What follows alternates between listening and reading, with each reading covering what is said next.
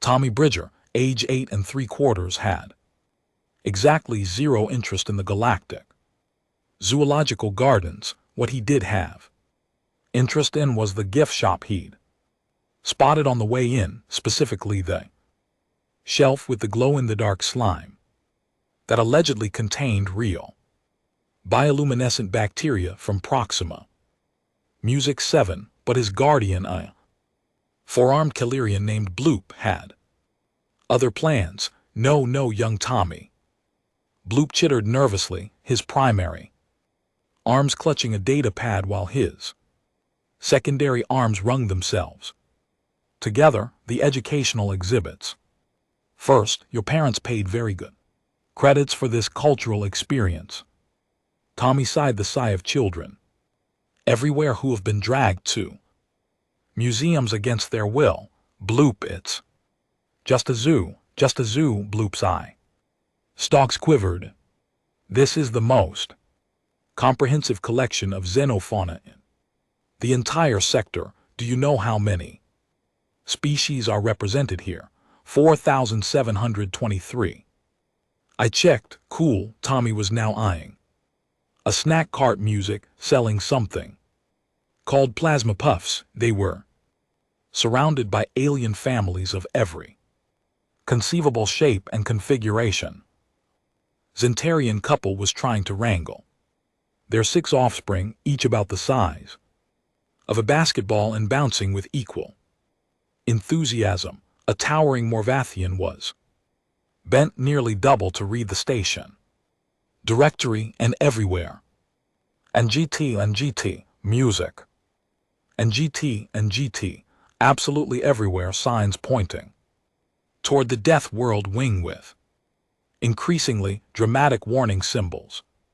Ooh, can we music go there? Tommy pointed at a sign featuring a red skull and what looked like 3 exclamation points. Having a panic attack. Bloop's skin tone shifted to a pale music purple. That is actually precisely where we are going. Your parents thought it would be, quote, good for you music to understand the uniqueness of your home world, unquote. My home world? You mean Earth? The very same. Tommy shrugged. Okay, I guess.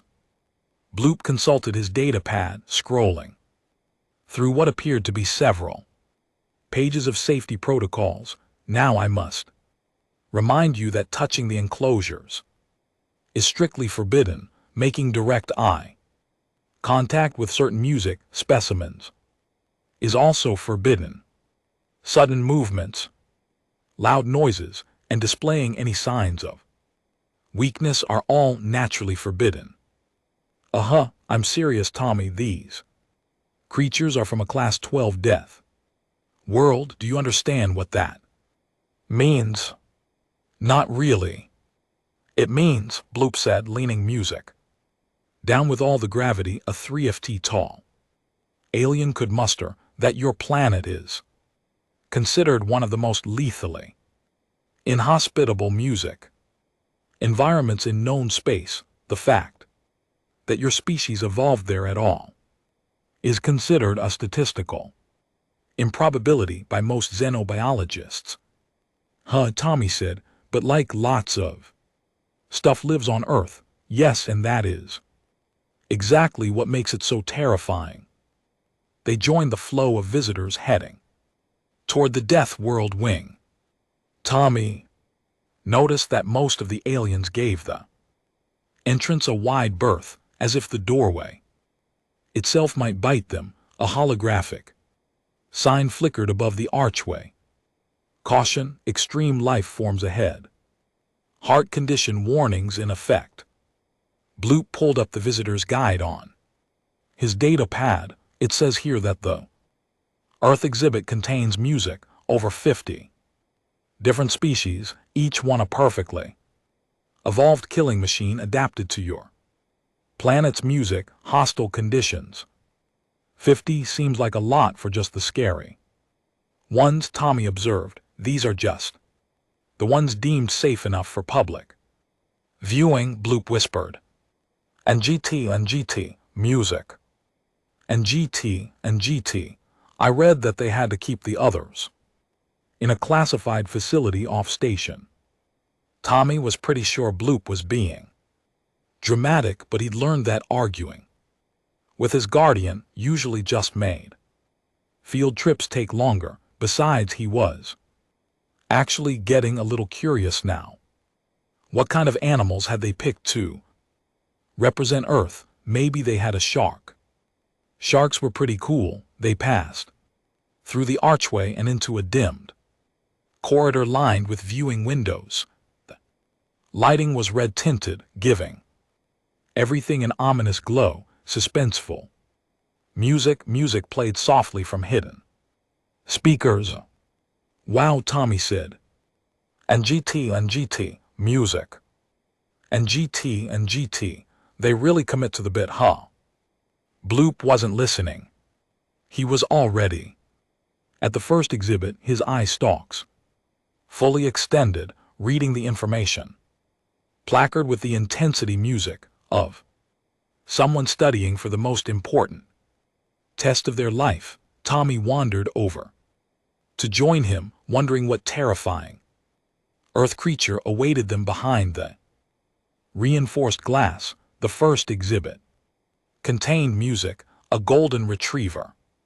Tommy blinked. The dog was lying on its back in a patch of synthetic sunlight, tongue lolling out, one leg twitching in what music was probably a dream about chasing squirrels. The placard read, Canine Pack Hunter, extreme danger. Native to all Earth continents, hunts in coordinated groups. Music, using advanced communication, bite force. Capable of crushing bone, descended from apex music. Predator wolves, do not approach. Do not make eye contact. Escape protocols available at visitor center. That's a golden retriever, Tommy said. Bloop's skin had gone full lavender with stress. Yes, the file says they're one of the most successful predator music species on your planet. It says here they've formed a symbiotic relationship with humans using their pack bonding instincts too. We have one. Her name is Princess Buttercup. Bloop's eye stalks retracted slightly. You have one of these? Yeah, she mostly sleeps on the couch and steals socks. A nearby Zentarian family had been listening. The father ushered his bouncing children away quickly, muttering something in his native language that Tommy's translator rendered as Deathworld music, or child clearly traumatized. Very sad. They moved to the next exhibit. Holstein cow stood peacefully chewing cud, occasionally swishing her tail at invisible flies. Territorial megafauna, the sign declared, weighs over 700 kg, highly music aggressive when defending territory, capable of trampling threats with devastating force, known to have killed numerous humans. Maintain safe distance. That's Bessie, Tommy said, recognizing the name tag on the cow's ear. Or like a cow named Bessie. We drive past farms full of these going to my grandma's house. Farms. Bloop's data pad was out again, stylus poised. You mean containment facilities? I mean farms. People drink their milk. Bloop made a choking sound. You extract fluids from the territorial megafauna. Well, yeah. How else would you get milk? Scholarly looking Morvathian nearby adjusted their optical enhancers and leaned in. Fascinating music.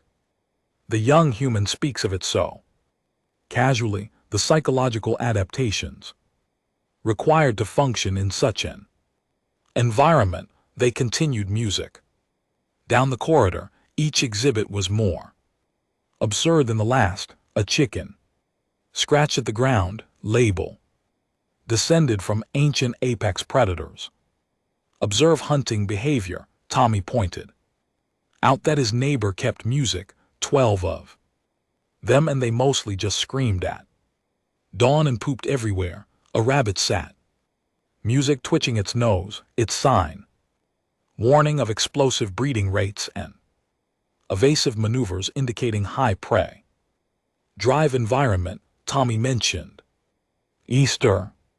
By the time they reached the fifth exhibit, a small crowd had formed. Around Tommy, aliens were taking notes.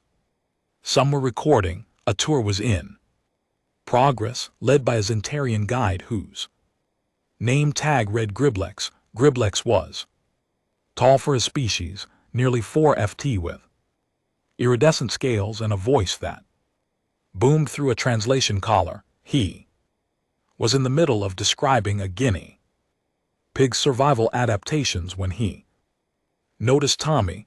We have a young visitor from Earth, I presume. Yeah, hi. Griblex's eyes gleamed.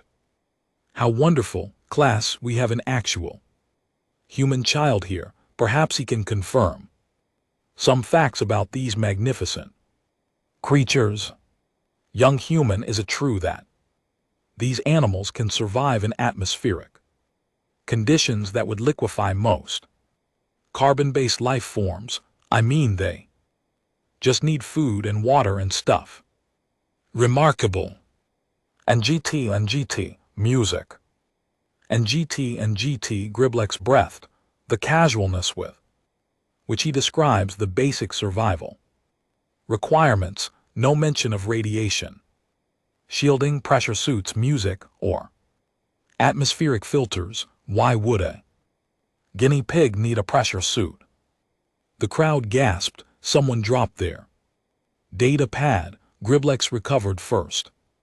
Because Earth's atmospheric pressure music is, well, it's quite substantial, and the oxygen content alone, oh, Tommy shrugged, I guess we're just used music to it. Used to it, Griblex repeated, turning to his tour group. Evolution at its finest, music, ladies and gentlemen. The human body has adapted to conditions that would be considered industrial-grade hazards on most civilized worlds. Bloop tugged at Tommy's sleeve with one of his secondary arms. Perhaps we should move along.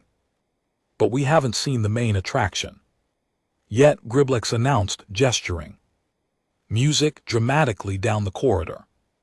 The centerpiece of our Death World collection, the crown jewel of Earth's predatory evolution. If you'll all follow me. The crowd surged forward, carrying Tommy and an increasingly distressed music. Bloop along with it.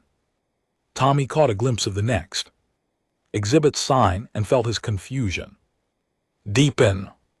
The words Apex Death World Predator glowed in urgent red letters, with more warning symbols than he could count. What could possibly be scarier music than the chicken? The exhibit was elaborate, like movie villains elaborate. A circular viewing area surrounded a habitat that had clearly consumed a significant portion of the zoo's budget. The enclosure itself was behind 3 separate layers of transparent barriers, each one glowing faintly with its own force field.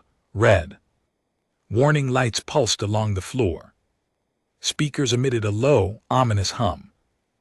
Holographic display rotated through different alert levels, currently showing condition yellow, specimen dormant. Inside the habitat, on a purple music velvet cushion, was a cat. Not just any cat, a regular standard issue music tabby cat with orange stripes and white paws. It was grooming itself with the focus music dedication that cats bring to personal hygiene. Occasionally pausing to yawn, Tommy recognized the name on the food bowl. And GT, music.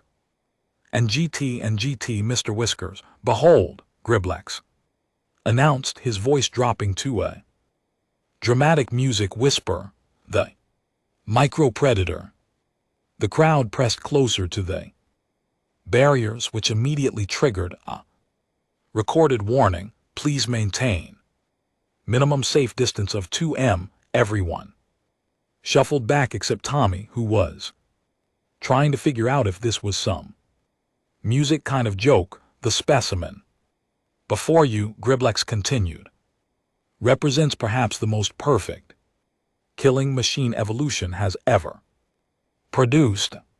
Compact, efficient, deadly. Note the retractable claws, each one a precision instrument capable of inflicting devastating lacerations. Mr. Whiskers stretched, extending his claws into the cushion for leverage, then settled back into a loaf position. Crowd murmured in terror. Observe the tactical positioning, Griblex said. Even at rest, the creature maintains awareness of all potential threats and escape routes, the ears capable of rotating independently to track sounds we cannot even perceive, the eyes adapted for hunting in near total darkness with a reflective layer that maximizes music available light. Those are called tapetum lucidum, they. Morvathian from earlier said, typing frantically, shared by many nocturnal predators, but in combination with the other adaptations. And perhaps most terrifying of all, Griblex said, warming to his subject, the purr. Purr, someone in the crowd asked. Hypnotic vibration produced in the creature's throat, scientists theorize. Music, it's a pacification technique designed to lower the guard of potential prey before the killing strike. Some humans have reported being completely paralyzed by the purr, unable to move, even as the creature needs them with. It's an I quote from the research here. Murder mittens, Tommy raised his hand. Those are just paws, Griblex's attention snapped to him. I'm sorry, young human. The murder mittens, they're just paws. And the purring thing means they're happy, usually happy, Griblex repeated. Slowly. Yeah, cats purr when they're content.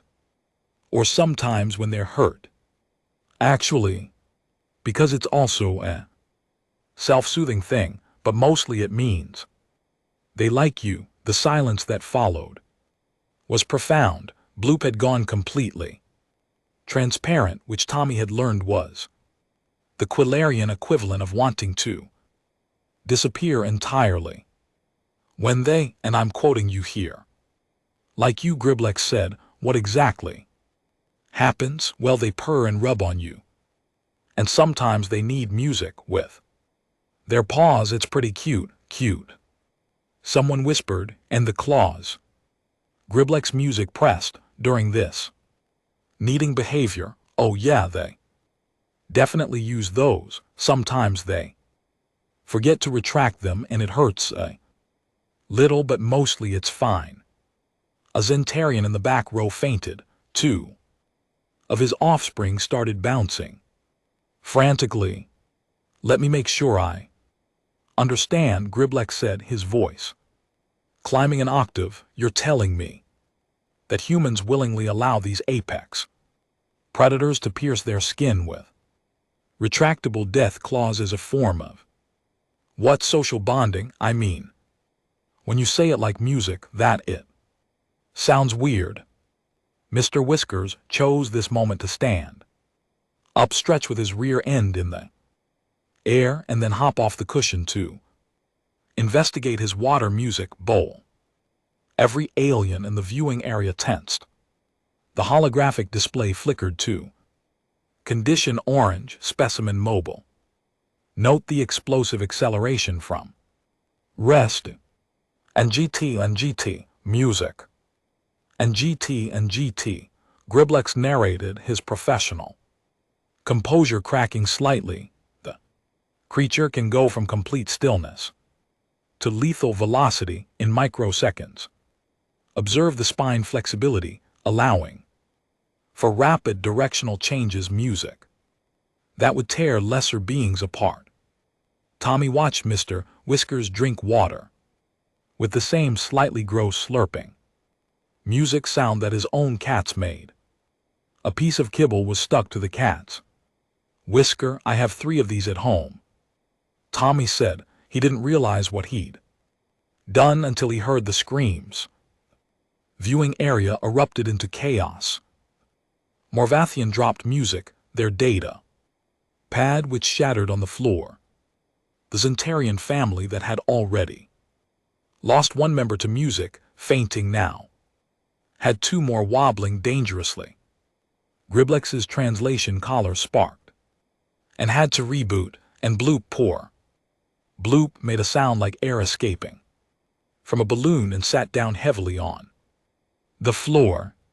3, someone repeated in horror. The child said 3, station. Security, this is Deathworld Wing. Exhibit 7, a voice crackled over the intercom. We need a containment specialist and a psychological counselor. Immediately, we have a human child claiming cohabitation with multiple apex predators. Wait, what's no? Tommy looked around at the pandemonium he'd apparently caused. They're just pets. Everybody calm down. This did not music have the calming effect Tommy intended. Pets, Griblex's voice went supersonic. You're telling me humans domesticate these creatures on purpose? Well, yeah, people have been keeping music cats for like thousands of years. An automated alarm began blaring. The force fields around Mr. Music Whiskers' exhibit intensified, cycling through colors like a distressed music rainbow.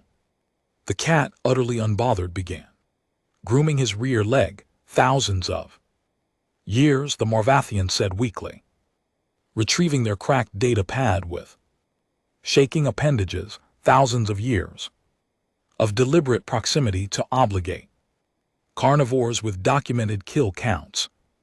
Kill counts? Tommy was pretty sure Mr. Fluffkins had once killed a moth, but that seemed beside the point. Music. More aliens were arriving now, drawn by the commotion. A blue-skinned Arcturian in what looked like a zoo director's uniform pushed through the crowd, followed by several individuals. Yellow hazard suits. Someone explain. What's happening? The director demanded. Griblex pointed at Tommy with a trembling claw. The human child.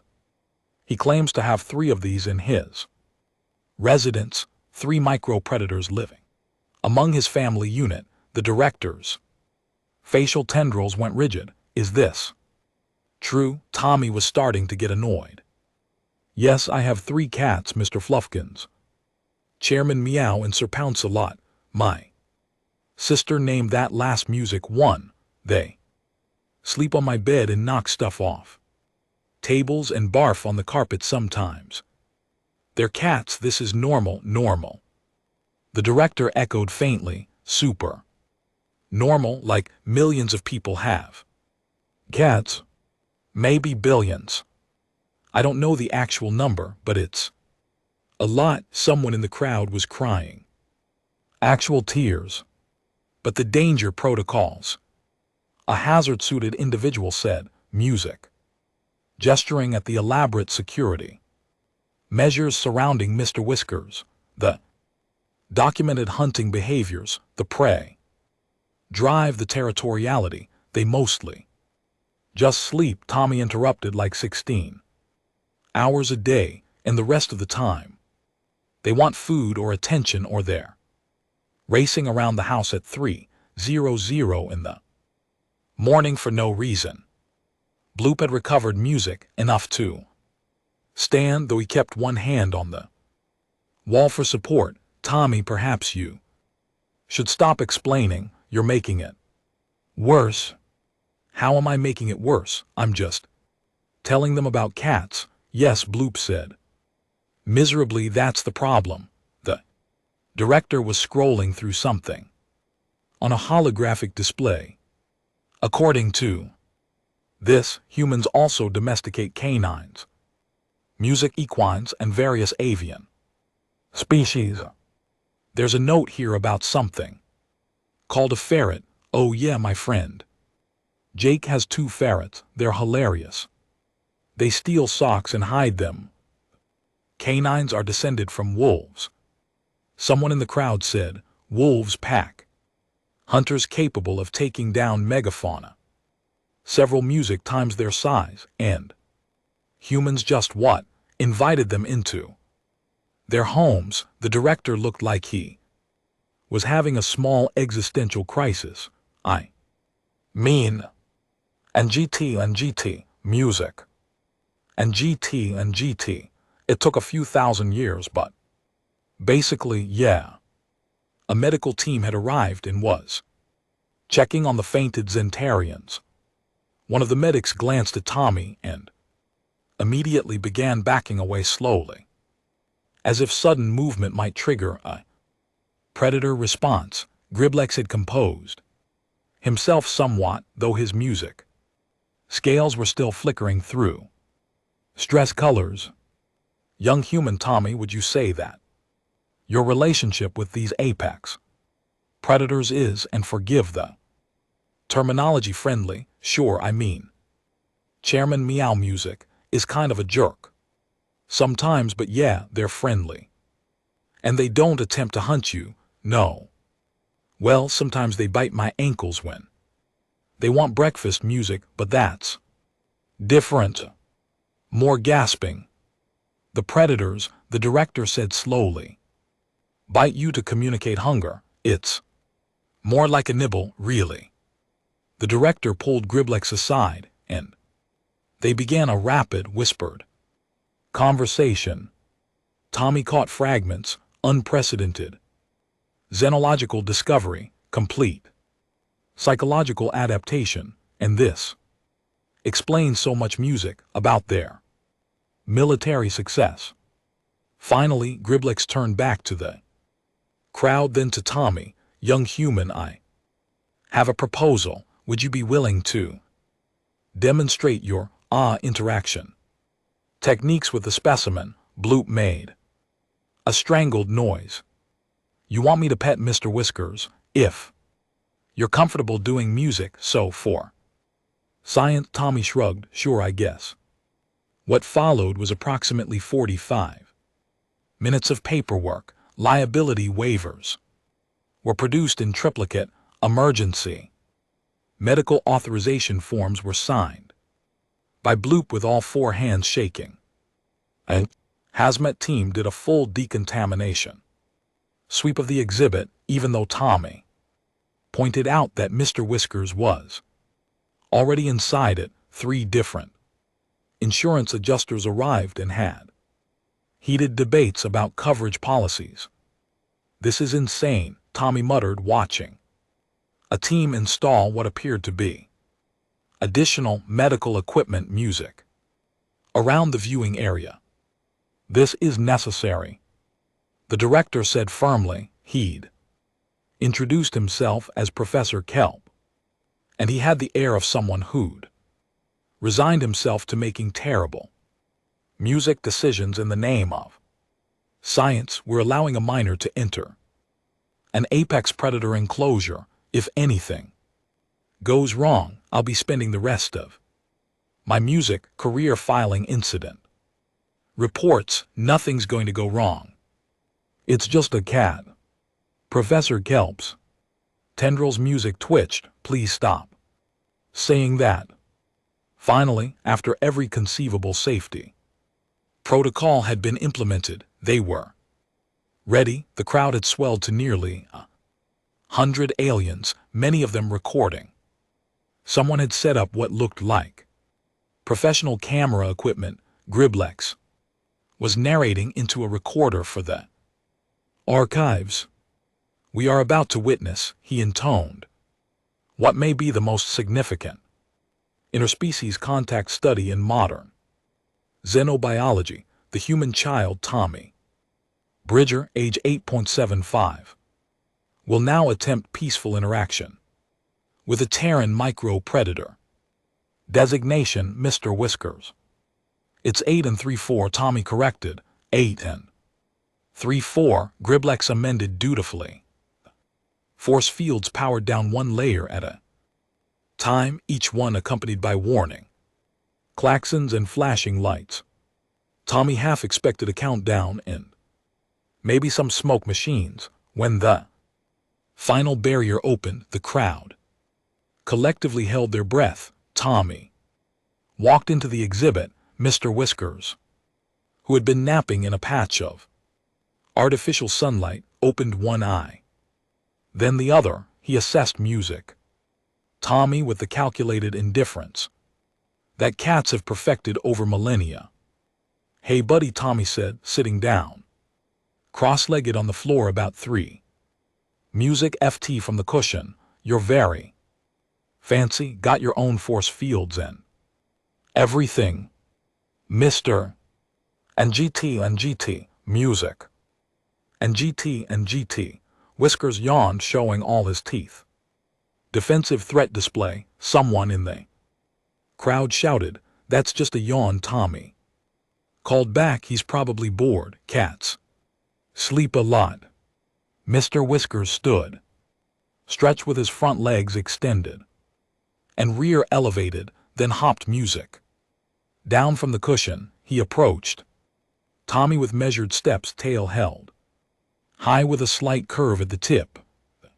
Tail posture indicates elevated threat level. Griblex narrated. Note how the human remains still, clearly understanding the danger of sudden movements. Mr. Whiskers reached Tommy and immediately headbutted his knee. "Contact," someone screamed. "The predator has made contact." Then Mr. Whiskers did what music cats do best. He turned around twice, kneaded Tommy's leg with his front paws, claws definitely extended, and flopped into his lap with all the grace of a bag of potatoes. The purring started immediately. Tommy scratched behind Mr. Whiskers' ears. The cat's eyes closed to slits, his purr increasing in volume. The crowd had gone music, completely silent. "So yeah," Tommy said, looking up at the cameras, "this is pretty much what cats do. They find a warm spot, usually a person, and they just music you. No hangout." Mr. Whiskers was now doing the slow blink. "And GT, music. And GT, that universal sign of cat affection. The optical signaling, the Morvathian breath recording furiously. It's a trust indicator. The predator is deliberately reducing its visual awareness, demonstrating complete lack of threat assessment. This suggests an evolutionary bond going back thousands of years." Professor Kelp finished. "He already told us they've been doing music this for thousands of years." Mr. Whiskers rolled onto his back, exposing his belly. Tommy gave it exactly 3 pats before the cat decided that was enough. "And GT, music. And GT, and grabbed his hand with all 4 paws. No claws, just holding it. "The tactical restraint technique," Griblex said weakly, "but no deployment of claws. It's almost playful. Music. It is playful," Tommy confirmed. "This is how cats play. See." He wiggled his fingers. Mr. Whiskers immediately engaged in the time-honored game of catch the hand, bunny kicking Tommy's arm with his back feet while gnawing gently on his thumb. The human is being bit, and someone yelled, "Why isn't anyone helping?" "It doesn't hurt," Tommy said. "He's being gentle." "And GT, music. And GT, cats know how to not actually bite when they're playing. Well, most of the time. Chairman Meow sometimes forgets." Mr. Whiskers' music released Tommy's hand and went back to purring in his lap now, kneading Tommy's leg in a rhythmic pattern that would definitely leave marks later. The sound, Professor Kelp said, and Tommy realized the professor had moved closer to the barrier. The purr, I've heard music recordings, but in person it's quite nice. Tommy offered. I was going to say hypnotic, but yes, nice. Tommy spent another 10 minutes in the exhibit, during which Mr. Whisker's music demonstrated the full range of cat behaviors. More headbutts, a bit of grooming, Tommy's hand with his sandpaper tongue, an attempt to bite Tommy's shoelace, and finally settling back into music, loaf position on Tommy's lap with his eyes closed. I think he likes me, Tommy said. Clearly, Griblex said, the human possesses some form of predator empathy that allows for this unprecedented bond. Or Tommy said, and GT, music. And GT, cats just like people, not all people. They're pretty picky, but you know some people. When he finally stood up, carefully depositing Mr. Whisker's back on the cushion, the cat gave him a look of mild betrayal before resuming his nap. The crowd erupted music into applause, clicks, whistles, and various other expressions of amazement in a dozen languages. Tommy walked out of the exhibit, music and the force fields powered back up behind him. That, Professor Kelp said, was extraordinary. Professor Kelp's tendrils were quivering with what Tommy was learning to recognize as academic excitement, the kind of excitement that usually meant adults were about to make a big deal out of something completely normal. Do you understand what you've just demonstrated? Professor Kelp asked, ushering Tommy toward a quieter corner of the viewing area. The crowd was still buzzing, aliens chattering in dozens of languages, cameras still recording the sleeping Mr. Whiskers as if he might suddenly do something newsworthy. That cats are nice, Tommy offered. That humans have achieved a level of interspecies integration that we've music never documented in any other sapient species. Professor Kelp pulled up a holographic display, music images of Earth animals cycling past. Your species doesn't just survive on a death world, you've befriended it. I mean, not all of it. Nobody's friends with mosquitoes. Mosquitoes, Griblex said, consulting his data pad with renewed horror. Tiny flying parasites that spread music. Deadly diseases. Yes, I read about those. They kill hundreds of thousands of humans annually. Yeah, they're the worst, and you just live with that. The constant threat of disease-carrying micro-predators. Tommy shrugged. Bug spray helps. Professor Kelp was scrolling through files now, his expression shifting from academic interest. According to this, humans' music have domesticated over 40 different species. Cats, dogs, horses, cattle, pigs, chickens, geese, ducks, rabbits, guinea pigs, hamsters, ferrets, goats, sheep, llamas. He paused. It says here you've domesticated wolves into over 300 music distinct breeds, dog breeds.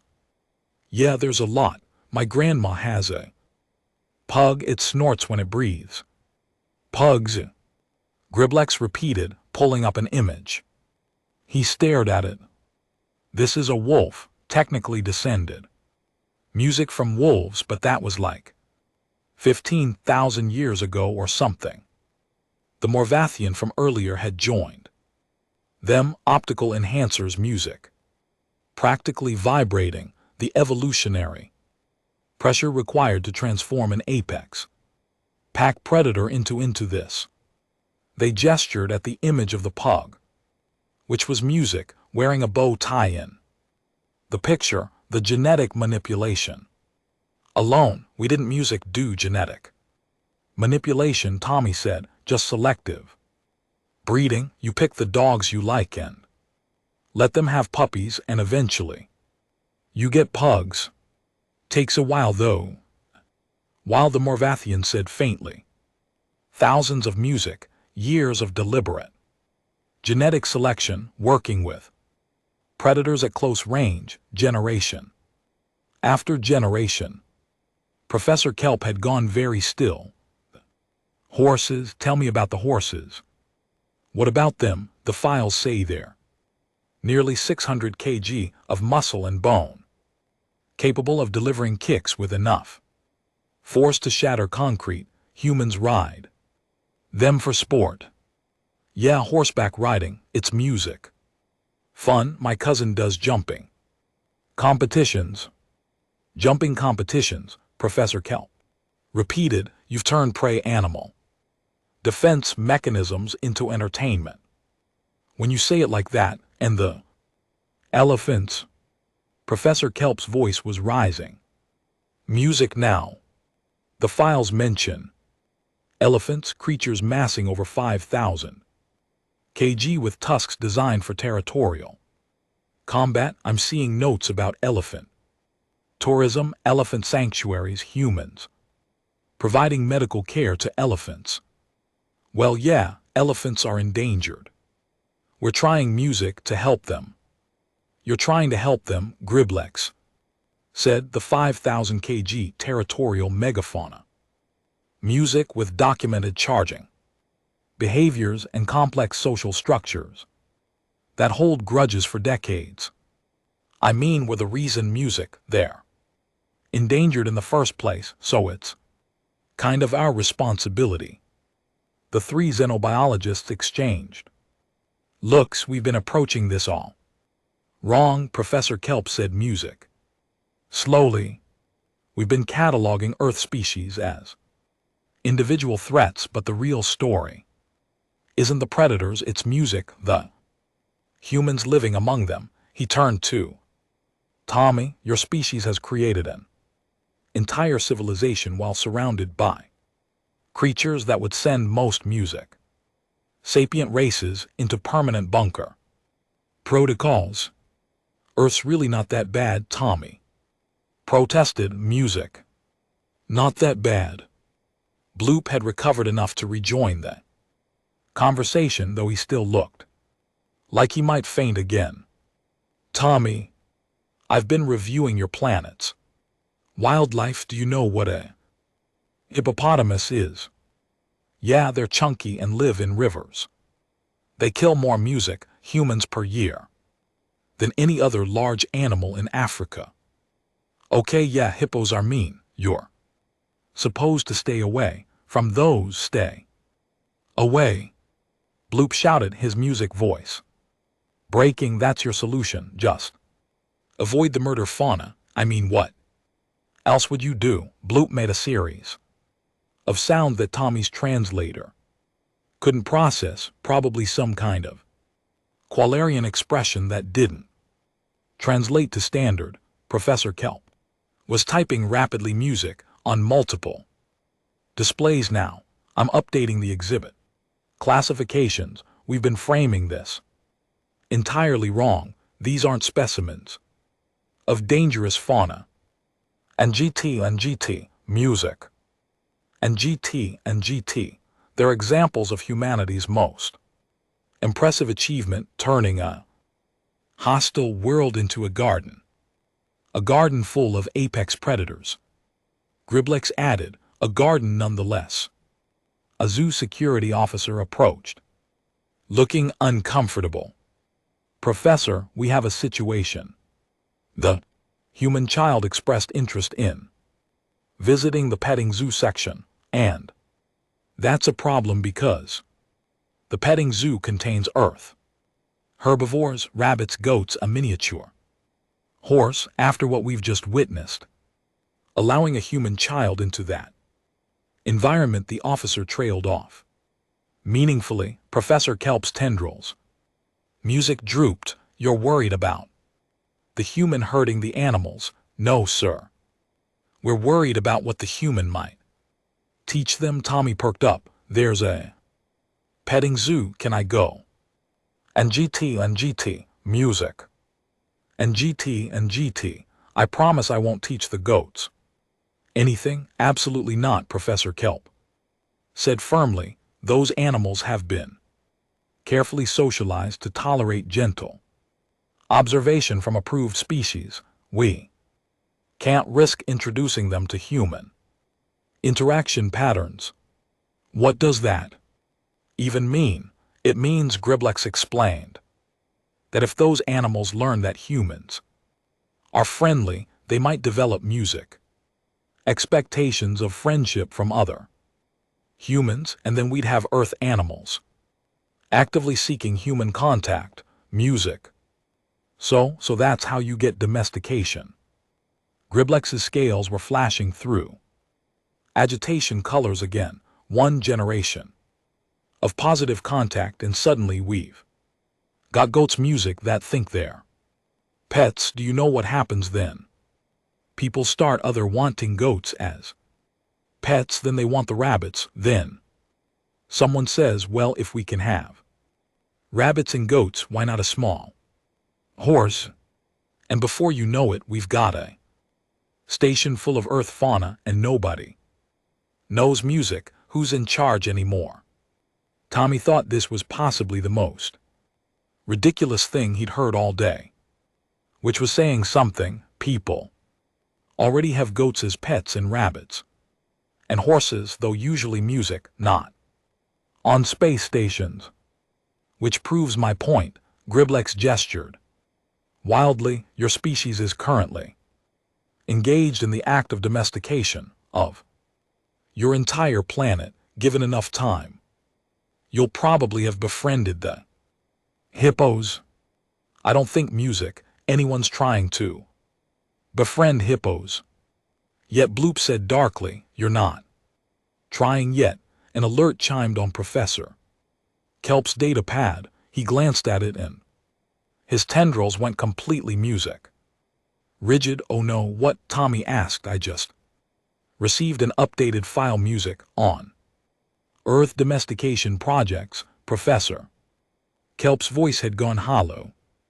There's a section on current and historical attempts. He turned the display music around. Tommy saw images of people with bears, elephants giving children rides, someone feeding a wild fox, a whole documentary series about wolf conservation where researchers lived among the packs. That's not domestication, Tommy said. That's wildlife rehabilitation and conservation.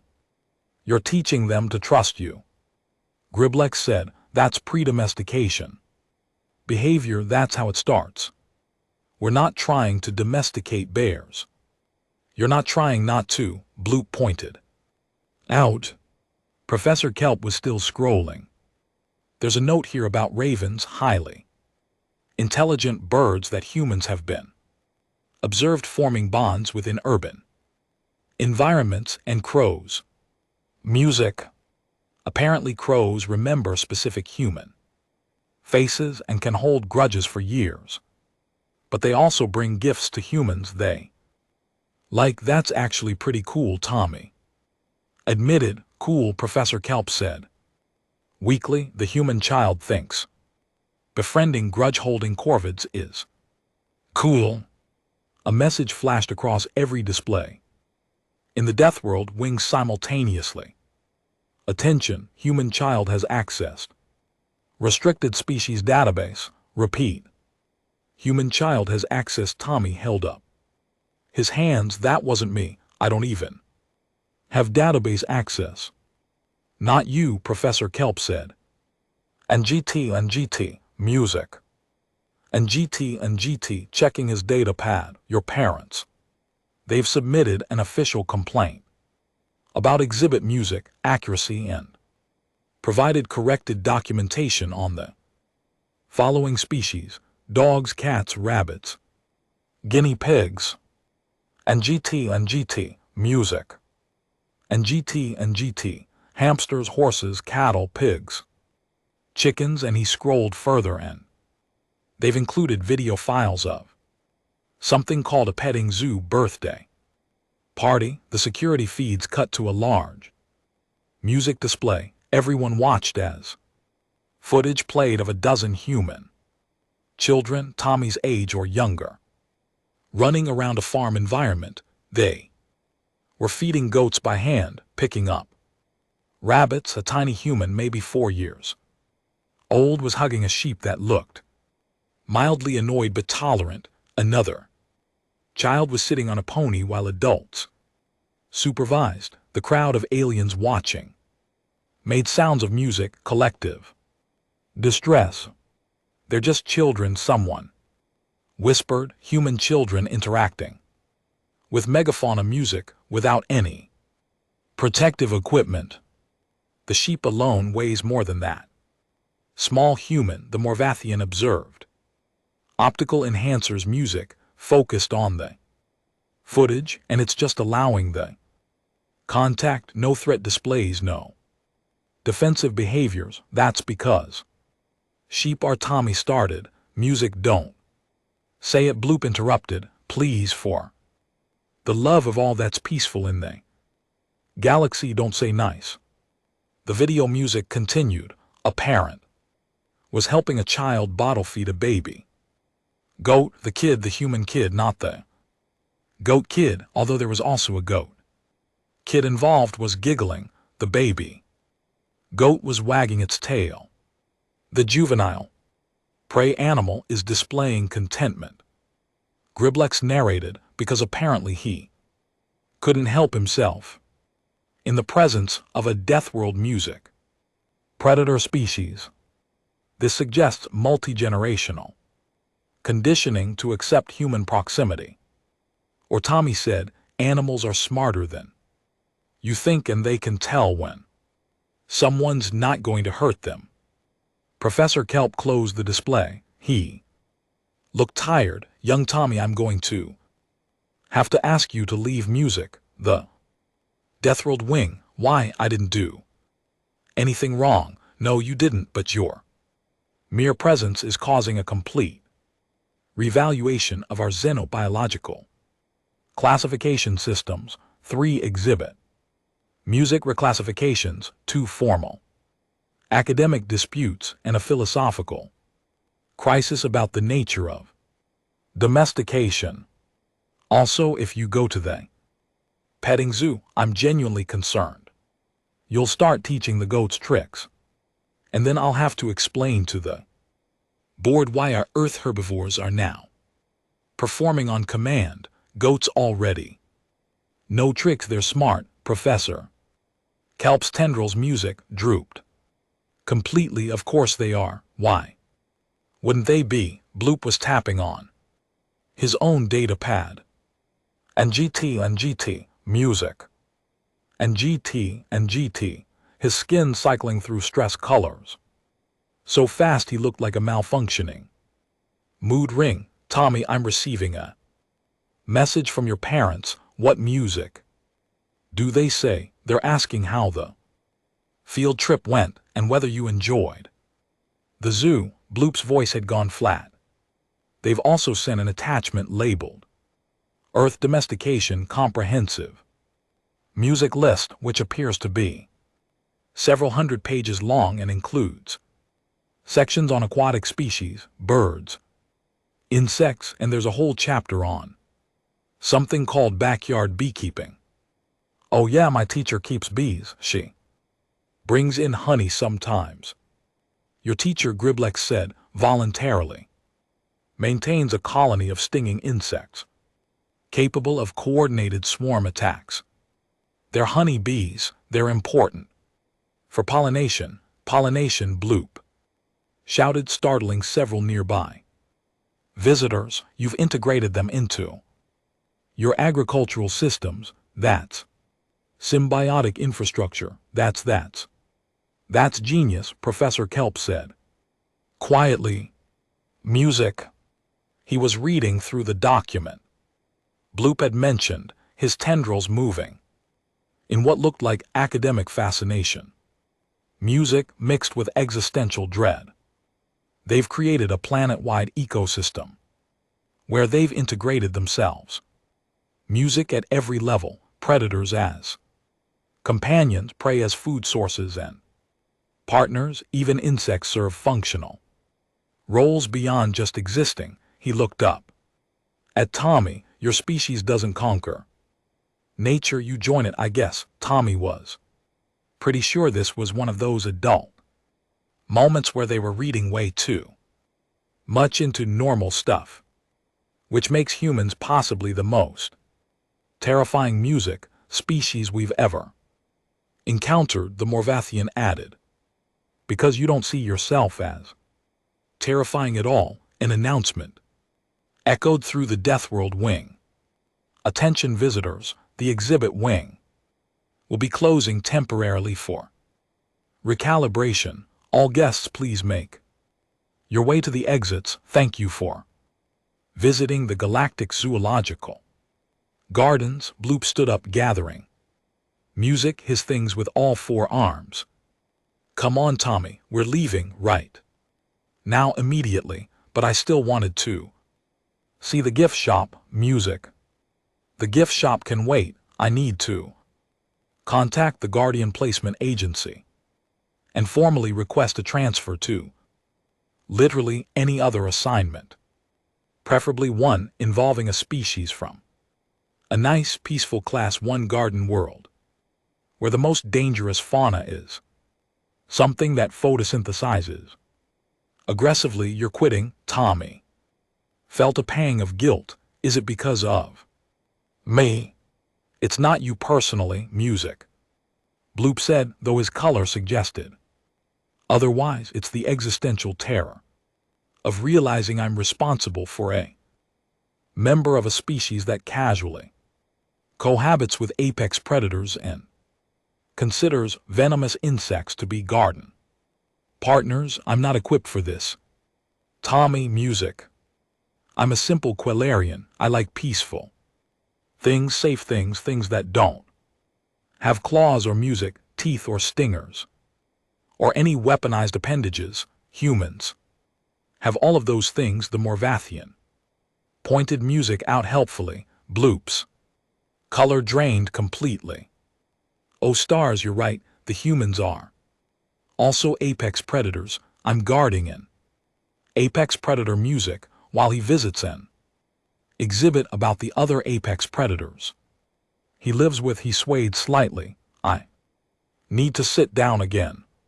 Professor Kelp was still reading the domestication document, scrolling faster and faster.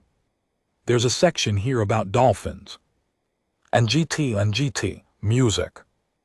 And GT. They're working with dolphins and horses in therapy programs, and dogs trained to detect medical conditions. They're not just living with these animals, they've created entire systems of mutual benefit. He looked at Tommy with something like awe. How many species have you, Music, successfully partnered with? I don't know, a lot. Estimates suggest over 50. In regular domestic use, over 100 if you count agricultural music partnerships, and thousands if you include species benefiting from conservation efforts. Professor Kelp's data pad chimed again. And I'm now receiving music complaints from the arthropod wing. Apparently, your parents' document includes a section on butterflies as garden friends and silk moths as textile partners. Silkworms, Tommy corrected. They're domesticated moths. We've been using silk music for like 4,000 years. 4,000 years of partnership with insects. Griblex said 4,000 years. The Chinese figured it out first. I think we learned about it in history class. More alarms were going off now, though. These seemed to be metaphorical music. Ones among the staff, zoo employees were rushing around with data pads, having urgent conversations. Tommy caught fragments, reclassify all. Earth exhibits, psychological. Consultation for trauma, do we need to? Warn the botanical gardens. Why would you need to warn the botanical gardens? Tommy asked. Because, Professor. Kelp said, still reading, music. There's an entire section in this document about plant domestication.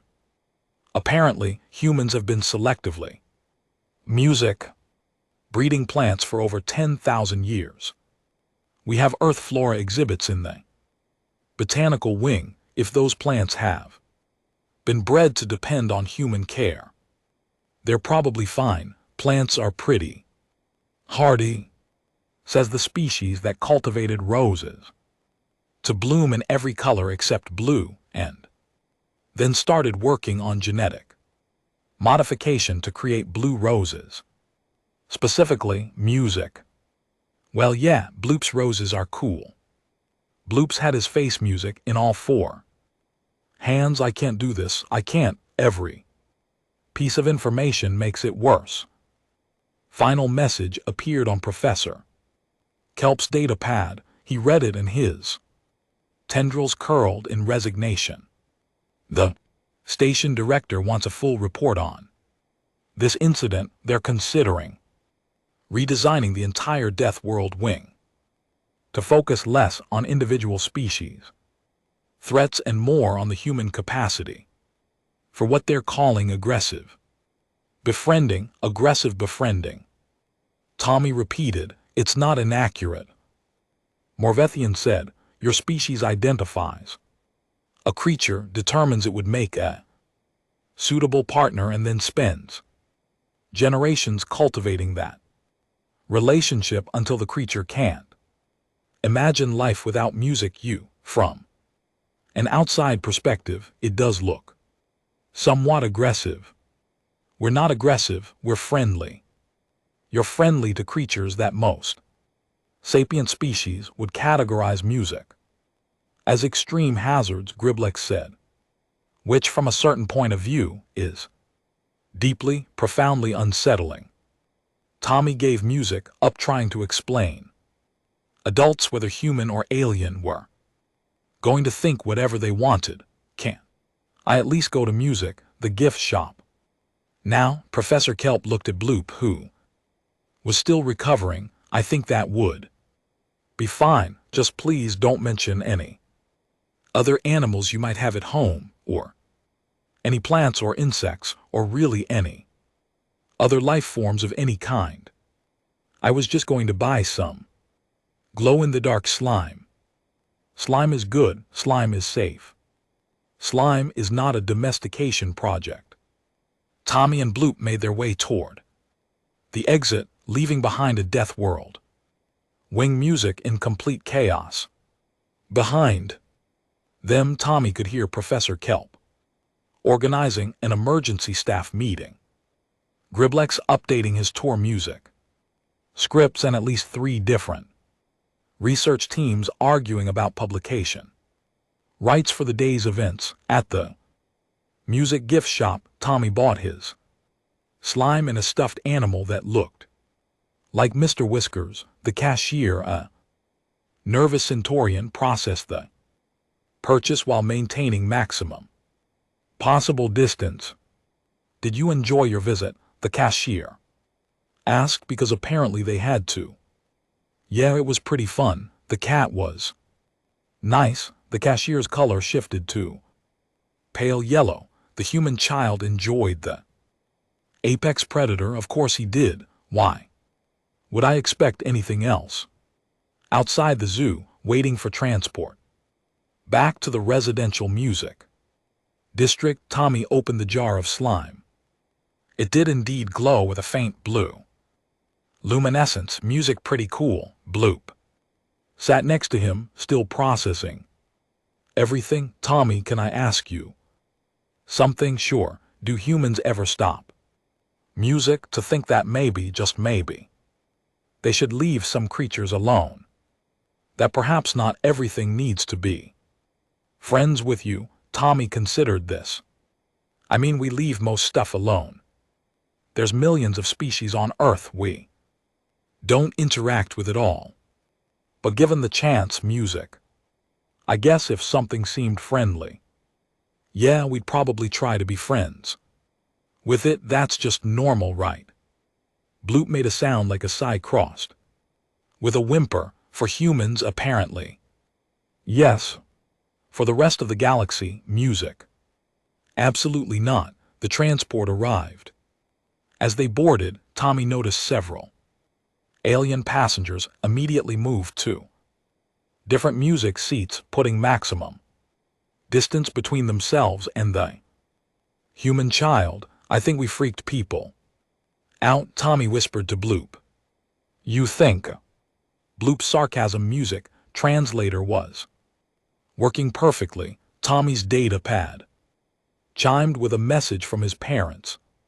Hope you had fun at the zoo. Your teacher called and wants to know if music you'd be interested in joining the class trip to the aquatic research station next month. They're opening a new Earth Oceans exhibit.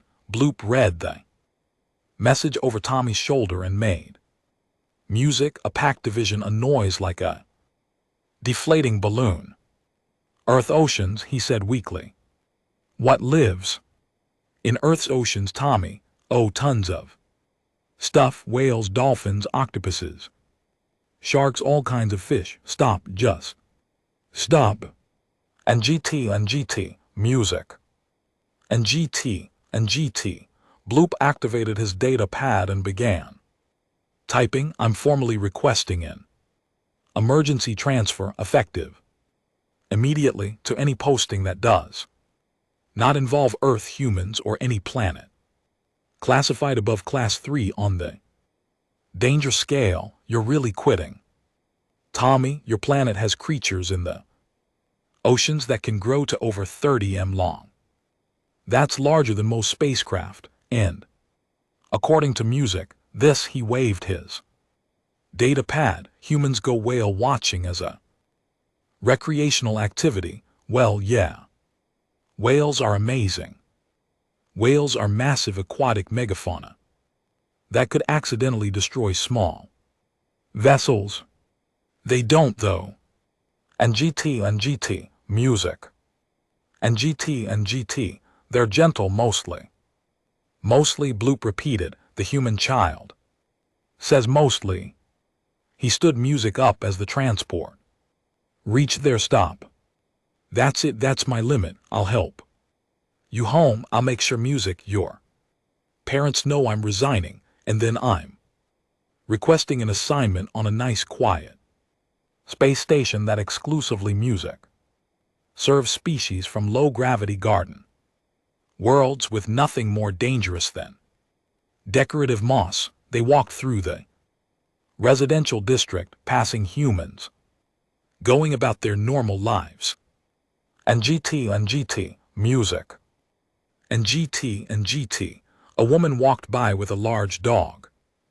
Man had a cat carrier with a meowing occupant. Someone's apartment window showed a terrarium with what looked like a snake. Bloop saw all of this and walked faster. Music. At Tommy's apartment, his parents were waiting. They had 3 cats as advertised. Mr. Fluffkins, Chairman Meow, and Sir Pounce-a-Lot. Music. All 3 immediately rushed to investigate the new arrival because that's what cats do. Bloop backed against the door. And GT, music. And GT, they're surrounding me. Why are they surrounding me? They're just saying hi. Tommy's mom said, don't worry, they're friendly. Everyone keeps saying that, Bloop said, his voice climbing into ranges that probably music only dogs could hear. Everyone keeps saying things are friendly. The mega predators are friendly. The prey animals are friendly. Music. Everything on this nightmare planet is apparently friendly. Do you know how terrifying that is? Tommy's dad looked Concerned, is everything okay? No, Bloop said, no, everything is not okay. Your son caused a complete philosophical music crisis at the Galactic Zoological Gardens by petting a cat. Cat. And GT, music. And GT, something you people apparently do every day without even thinking about it. He was backing toward the door now, carefully stepping over Chairman Meow, who was trying to rub against his legs. I've submitted my resignation. The agency will send a replacement guardian within 48 hours, preferably one with psychological preparation for death. World species integration. I'm sorry, I tried, I really did, but I just can't. And with that, Bloop fled into the corridor, leaving behind a confused human family and 3 cats who seemed vaguely offended that the visitor hadn't stayed to pet them properly. Tommy's mom looked at Tommy. What happened at the zoo? I pet a cat, Tommy said. Apparently that's a big deal. His dad shook his head, bemused. Aliens are so weird. Tommy couldn't argue with that. He went to his room, carefully placed the stuffed Mr. Whiskers on his shelf next to the other souvenirs from field trips, and opened music, the glow-in-the-dark slime. Chairman Meow immediately tried to investigate it because cats are curious about everything, and Tommy had to quickly put the music lid back on before the cat decided to eat something. That definitely wasn't food. You're menace, he told Chairman Meow. The cat music slow blinked at him and purred. In the living room, Tommy could hear his parents already calling the Guardian agency to explain the situation and request someone with a more robust constitution somewhere on the station. Bloop was probably filling music out incident reports and seriously reconsidering his career choices, and in the death music world wing of the Galactic Zoological Gardens, Mr. Whiskers had returned to his cushion, completely unaware that he just triggered the largest music rewrite of xenobiological classification standards in modern history. He yawned, groomed one paw, and went back to sleep. Just another normal day for a cat.